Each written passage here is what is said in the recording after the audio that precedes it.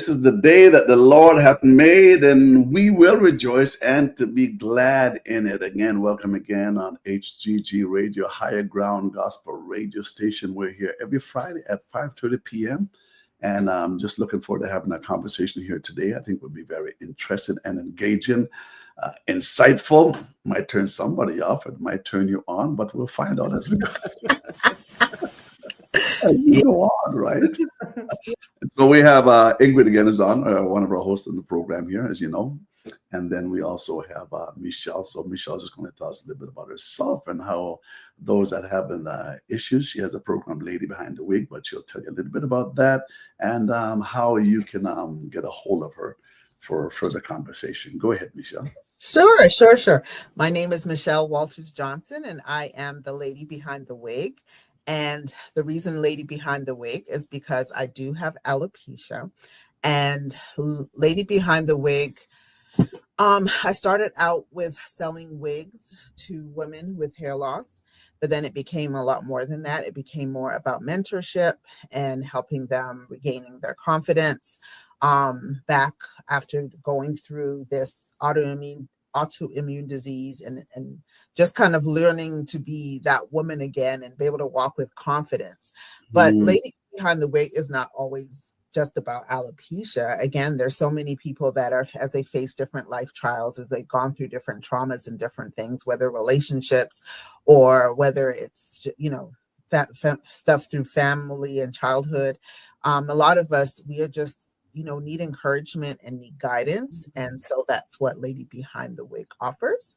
And most definitely, I am located physically in the United States. So I can be contacted at 443-885-0615.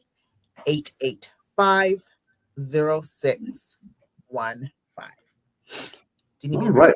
Thank you for that. Michelle, go ahead again if you didn't. 443-885-0615. That's the number that I can be called or texted. All right. Thank you, Michelle. And she'll be filling in for me here a few weeks down the road to help out those women that's maybe lacking in confidence in the season of the life that they're in. So we'll be looking forward to that. And by the way, if you folks didn't listen to one of our previous program when relationship and what was it again? Ingrid, when relationship and reality collides. We're having a little bit of a seniors moment here, folks. I was talking to some folks yesterday. They said, we call it the seniors moment, Bonitto. We're doing that at 30. We're doing this. So we're all in the 50s and 60s range here, folks. So we're just enjoying life, okay? We just laugh at light, laugh. And like I tell my boys on the job, I says, I don't even have to apologize. I just go with the territory. They're all doing the same things. Goes with the territory. So we got a good conversation going on here tonight. It's today. It's why you should not get married. Why you should not get married. And actually, Michelle did have a program on that some time ago. If you type in on YouTube, all in one words, Lady Behind the Wig, you'll see some of her YouTube show that's on there. So why we should not get, so Michelle, before I come to you, I'm going to go to Ingrid. Ingrid, why should a person not get married? Everybody, it's like a fever coming up around this time of the year, June, July, August. We're going to go through a few things why you should not go. Maybe give us one, and then I'll go to Michelle. There's so, the statement is going to sound, why shouldn't, someone get married? There's so many reasons behind that, right? And just the title, some people would think, what do you mean? Why shouldn't someone get married? Why shouldn't someone get married? Yeah. There are times when you should not, certain situations that you should not enter into the matrimonial state. Absolutely. And just one of the things that I could think about that I know for sure that a lot of people, some of my friends do, they don't want to be alone. Yes. They don't want to, somehow in society, there's a negative connotation to the word alone. Oh, yeah. I just discovered that, right? there's this negative connotation to single, alone. Like there's something severely wrong with that. Yeah. Yeah. And I'm really struggling with that. I'm trying to wrap my head around that Mm-hmm. because before you can even enter into any form of a relationship or marriage, you have to learn to be single. Yes. You have to learn to be alone. You have to Mm-hmm. learn to be yourself and you have to learn to love yourself, Number one, right? 100%. Yeah. And if Mhm. you can't enjoy being single, because being single doesn't mean that you're lonely, just so you know No, that. It absolutely means not. that you're alone, you're on your own, but it doesn't mean that you're No, lonely, right? Yep. right? Difference. Mm-hmm. So being single is a great opportunity, I believe, for someone to take the opportunity to come to a place of understanding who they are, Right. what their core values are, what is very important to them, so that Mm-hmm. when they recognize who they are and when they understand fully what their core values are, then they Mm-hmm. can recognize that in a potential partner when they meet that partner, right? Beautiful. Beautiful. With dating, courting, that person will exhibit certain things, characteristics that you can say, oh, yes, this person would fit into my core values, right? Right.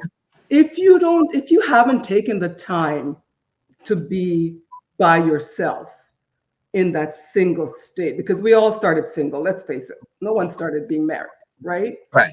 We all started single. So there's nothing wrong with single, right? I Mm-hmm. believe the opportunity that you take to prepare yourself for marriage, if that's what your aspiration is, because some people do not aspire to be married. Mm. You know that, right? That's another conversation right there, right? Mm-hmm. So once you've matured, let me just put it there, matured in your state, Singleness. singleness, right? And you've come to a place of hopefully of being healthy single person, then I think now the door is open for you to embark on a long-term relationship, marriage, Mm-hmm. once you have made that transition, healthy transition, Right. right? Because I'm telling you, if you go from single because you feel lonely and you just need to have someone in your life, you're bringing all your stuff with you, and that person, Yeah. Mm-hmm. maybe bringing their stuff, and then you've got a whole issue here. So just one of the reasons I know for a fact, I've heard people tell me, Ingrid, I just cannot be single, and most men say that more so than Mm-hmm. women. Yep. I got my The story. So male cry, I Ingrid, know. I just cannot. Actually, my ex-husband said that to me. Ingrid, oh, I hope he's not watching this. She said that. I just cannot be single alone, right? yeah. And I realized it's not just him. I'm not trying. A lot of I've got Yes. uncles and males in my family, and that seems to be. Maybe you can speak on that, Bonitto, but that seems to be something more on the male side than the female side. Yeah. You're tapping into my story, but before I give you my Oh, story, okay. Oh, oh, that's good. Good feedback, and Yeah. you're so right. The loneliness part when you're single. Some people are lonely single, and they get married, and they're still lonely married. wow. Yes. Ask Yes. the individual one time what would be better to be miserable single or miserable married. You know what the Yeah. response was? I'd rather be miserable married. I said, what? You want to be married that bad that you want to be miserable? Like, just What? be miserable single. There you go. There you Wow. go. And Oh that was my, an honest opinion. oh my Lord. Michelle, I'll go to you, Michelle. Wow. Why you should not get married. I was listening to your podcast. Just thought, let me see what she's saying on here. It You know, all made the reason I came up with that is that because I've been married. I just celebrated 31 years. oh, beautiful. And Congratulations. Yeah. thank you, which I can not believe because I don't feel like I'm old enough to be married that long. But anyways, um, I think it's just so interesting as I watch people get married and as I watch so many people get divorced. And I've Mm, always been curious as to, well, from before I got married, I remember when I said, yes, we're getting married. But then I was like, well, why is it that people are getting divorced? Like, what is Mm, it that they are missing, or what is it that I'm missing, or what can I do to be preventative so that I don't end up divorced? mhm, And I never could completely put my finger on it, but as time goes on now, and as I'm speaking to more people, as I'm watching, as I'm learning, as I'm going through my own, my own journey, mhm, I'm kind of understanding it. And like, I go back to the purpose and the reason, why did you get married? mhm, And that's what made me come up with why you should not get married. Because as I look back on a lot of people, they're definitely, I can think of someone right now who is going through a divorce, and they even told me that the main reason why they even pushed to mhm. get married, even though they didn't feel like this was the best situation, was because they were looking into the future, and they were exactly what you said, Ingrid. They were afraid of being alone. Yeah. um, there are a lot of males, and I was talking to, I call them young ladies because I think we're still young, but we're all like in our 50s now. And I was saying to them, I said, if you really think about it, we are on the precipice, or we are in the transition stage, meaning when my mother was getting married, she knew that when she got married, there were certain roles that the wife played and Right. certain roles mm, that the husband played. One And place. most people followed those patterns. Right. Um, and my marriage, again, started off the same way with the same mentality. But now, 30 years in, like, it's like sometimes the role's changing. Like right now, my husband works from home all the time. It's not anything that anybody doesn't know. So hopefully nobody's looking at it as a negative, but I'm the breadwinner in the house right now. mhm, And so he right now is making sure, he's also doing a very wonderful thing. He takes care of his mother. And so, like, but he's making sure that the dinner's on the table when we get home, and making sure that the home is clean and things like that. Mhm, And, but even still, even before he did that, when we were like both working outside mhm, of the home on a full-time basis, like, mhm. um, a lot of my frustration was I was trying to do everything on my own. I was trying to keep the house clean, keep the kids straight, go to school, Wow. work full time, pay the Wow. bills, do all the things. wow, that's And I'm realizing now there's more and more people who are getting into relationships, and that's not the expectation. And I've even had people say to me, like, wow, you do all of that? Like, I was like, doesn't everybody? And then I realized, no, some people are like, okay, well, that's it. Like, I don't cook, we're going to eat out every day if they can afford, you know what I mean? Like, so it's like Yeah. the point is that we're on this precipice of things being so transitioning, and the roles mhm. of wives in their marriages and relationships is different from what they were 30 years ago. Yes, That's yeah. right. And so now, though, the sad part about it for me is that as I watch people getting married, I'm kind of like, don't do it, but don't, but don't do it before you know Yeah. what it is that you're What you're getting getting. into. Yeah. What is the understanding that you have? Like, the understanding I have, and also the person I was 30 years ago, is completely different from who I am today. Right. Mhm, mhm. You speak about. I'm going to get back to your Ingrid about the men and lonely part here in a minute. Yeah. But Michelle, you was talking about the different roles, and I just listened to uh, post Ingrid. You sent me something recently about we're dealing with marriage also, and Right. the gentleman was Monroe, Miles Monroe, Yes. talking Yes, about that's right. basically, Michelle, what you just mentioned too, right? The roles back there were different. Probably way less divorce way back then. Mhm. You were saying because each individual, the husband knew what his role was, and the wife knew what his role, role was, right? Mhm. And they depended upon each other because each other, and that's so beautiful. If we could even get back to that, Yeah. I know things have changed, so to speak, but there's still a role that we each play. But at the same time, we're in a partnership, right?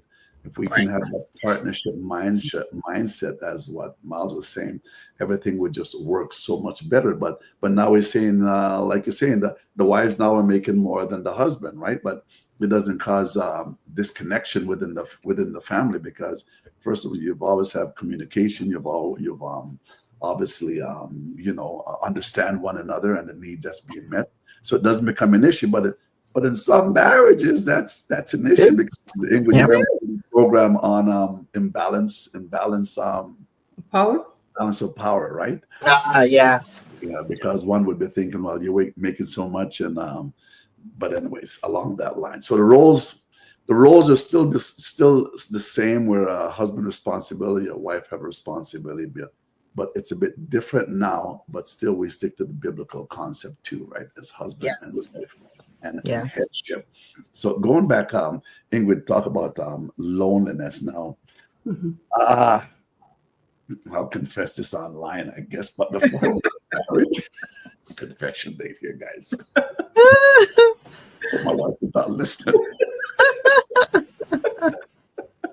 But Transparency. Uh-huh. I came into church and gave my life to the Lord when I was 25. Okay, I'm 69 now, but I gave my life to the Lord when I was 25. Mm, And I, lived a celibate life for the 5 years. Some folks figure, how could you do that? I made a commitment. I wanted to serve the Lord. I made a commitment. I wasn't going to live a promiscuous lifestyle, right? Mhm. I was engaged with the Lord. He was my first and foremost, right? But and I also said I wouldn't get married till I was 30. So coming up to that 30 age, Ingrid, I was saying, I remember driving down the road one day and I said, Lord, I'm lonely. So when you said some people married for loneliness, that was a trigger, Ingrid. That was a trigger. That was a trigger. It's real. Right. It's real. So I was saying I was married, Lord, I'm lonely. But at the same time, I wasn't lonely without preparation. Mm. Okay, so there's a difference here. I Mhm. was born in the sense that I wanted a helpmate. I wanted someone to do my life together. Mhm. I knew the person I loved, so I wanted that person to be there to support and everything else, right? Which is not like I didn't have support, but being in a marriage, that's a totally different thing altogether. Of course.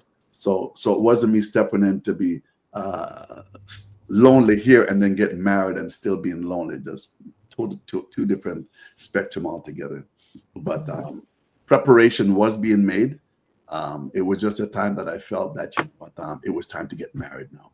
Mhm. Mhm. So individuals have that inclination. Yes, it's time to get married. But okay, so what preparation are you making for yourself? So, for an example, Ingrid, what do you think? What's the most? And I'll hear from both of you. What's the number one preparation you think an individual? So we're saying why is. By the way, those that are listening in on HCG Radio, our topic today is why you should not get married. Right? Interesting, and there's so much to cover. We probably won't be able to cover it all here. But what's one of the number one thing like the number one thing, right? I mean, there's a lot of other different reasons, but you give me one, Ingrid and Michelle, you can give me one too. Why you should not get married. One of the number one things that you think that just comes to your mind. Like a number one reason. Yeah, there's many reasons, but one that really stands out to you. Well, so I'm going to go from the female's perspective because, Yeah. you know, as I mentioned earlier on, there's this thing about negative connotation that's associated with being single, right? Mhm. Um,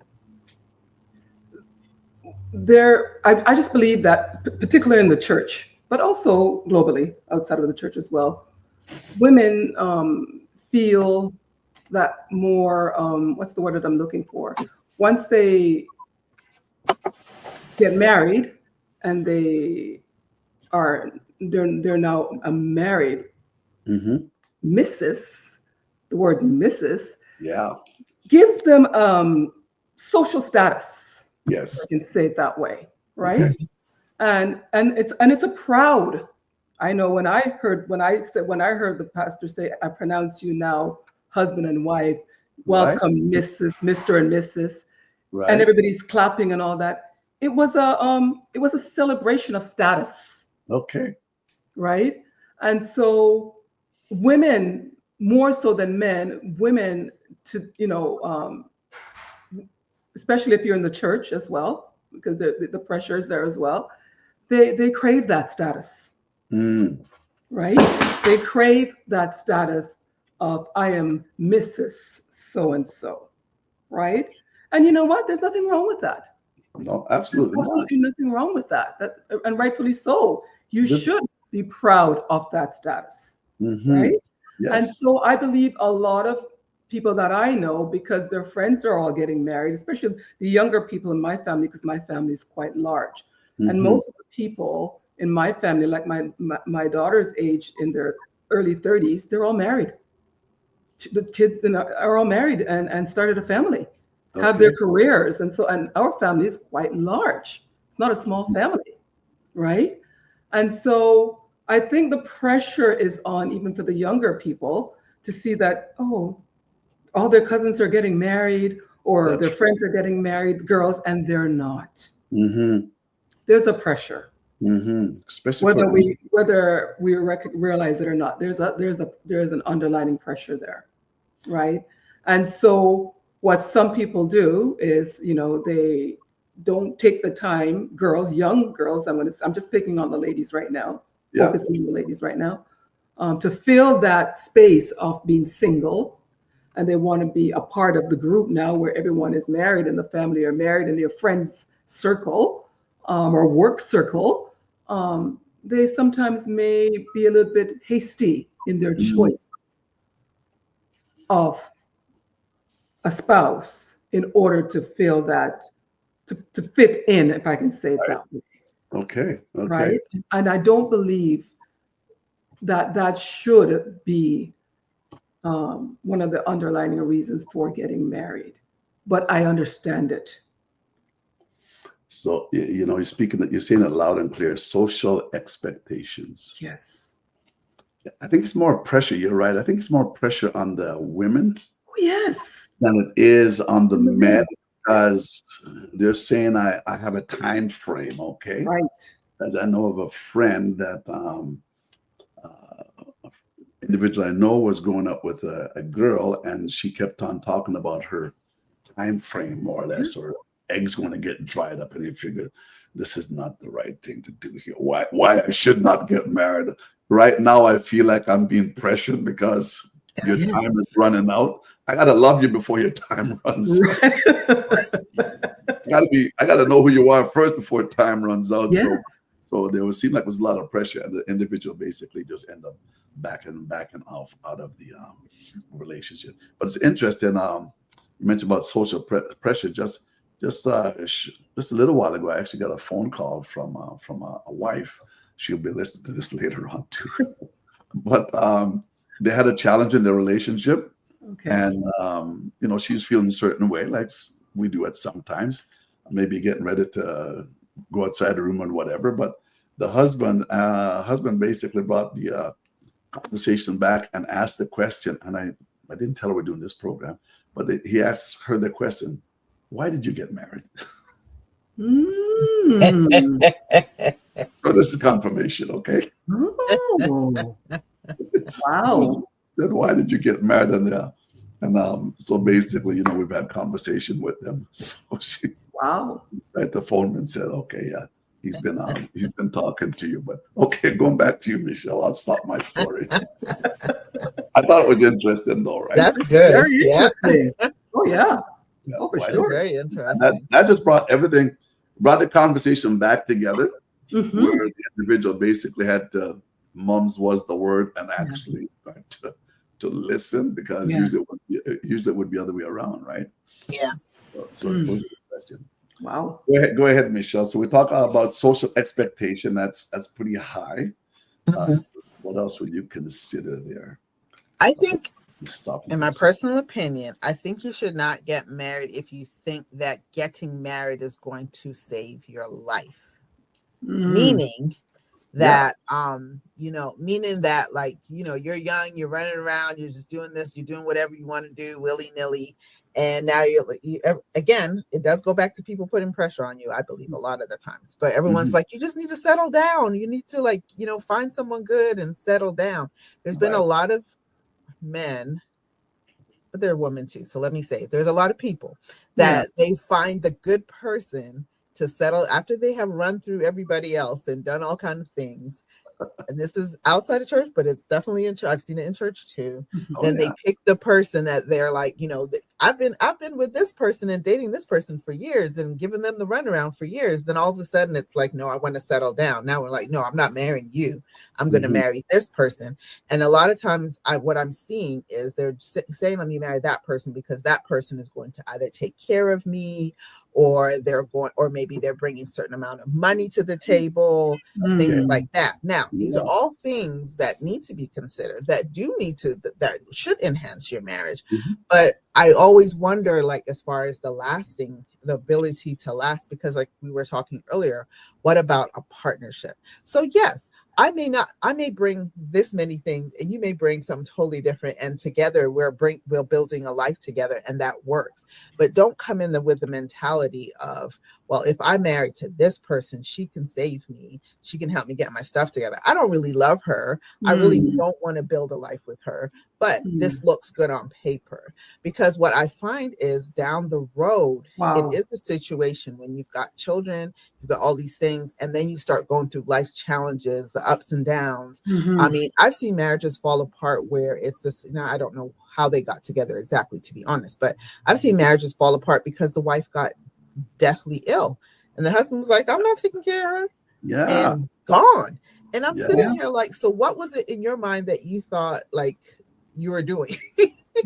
So again, I think you're gonna go into a situation and it's really just sounds very selfish. Like, me getting together with you is gonna save my life and help me get my life together automatically when I get married to you. And I see it more. I say males a lot because I see it more where it's the dynamic is the woman has gone to school, she's got a good job, she maybe even bought her house, and then this man comes along and he doesn't have anything to call his own and nothing really to bring to the table. And he just jumps in there and kind of takes advantage. What else are you bringing forget about what I see though? What are you bringing to the table? Don't just marry someone because they're going to save your life and make you look good. We need to be saving each other if that's the case, in my opinion. Yeah. And you know what, I'm going to just, if I can, just quickly what Michelle is saying, that's almost, what that reminds me of? It's the reverse, because I think you mentioned earlier on, Michelle, that there's been like a paradigm shift in terms of marriage and how marriage used to be. And it's almost a shift again in what she's saying, where, back in the days, way back, our grandparents' time and so forth, women married to be taken care of. It was the men that provided. You didn't even have to love. Right. You just had to find a good man that can take care of you and your children. That was it. Right? Your mother's saying, go for it, girl. Why are you missing out on this, right? Right. And so you found that even back then, women married even older men, young girls married even older men, because it was someone that could take care of her. Right. And now we're here, the reverse side of it now, as Michelle was just talking about, where, women today are not in that position anymore. They're doctors, lawyers, astronauts, you name it. They are whatever, they are doing everything. There's a whole paradigm shift. So women, in a lot of cases, in some marriages that I know of, are the breadwinner. And there's nothing wrong with that. They just have to have a different paying career, right? There's nothing wrong with that. Back in the days, it would have been looked down on. Yes, it would be. Because I'm a man. Yeah. My wife, I am the man. You see that? I provide. I bring in. Man cave Tarzan thing is now changed. Right? And now the flip side, now a man is marrying someone because, on paper, they look good financially and she can, this person can take care of me and so forth. And, it's very interesting to see the shift, honestly. It's a big shift. And we're not going back there as much as we would like to see the roles defined clearly the way it used to be. We're not going back there. It's a whole different shift here. Whole different shift. Ingrid, but you folks have to thank us men, though, really. And I'm going to be closing. We're going to do another part right after this, okay? It's going to be a part. We haven't touched half of this stuff yet. The reason why ladies should really appreciate us men is because when they see how advanced we are and what we're doing, it encourages the women and says, hey, if they can do it, then I can do it too. That's my point. Ladies and gentlemen, those that listen to you on HGG Radio, the program conversation is why you should not get married. It's been a long time. We've done a part 2 on anything, but I definitely feel a part 2 on this. So stay tuned. Ingrid, thank you again for chiming in, for being here. Michelle, thank you for making the time, spending time here with us in the conversation.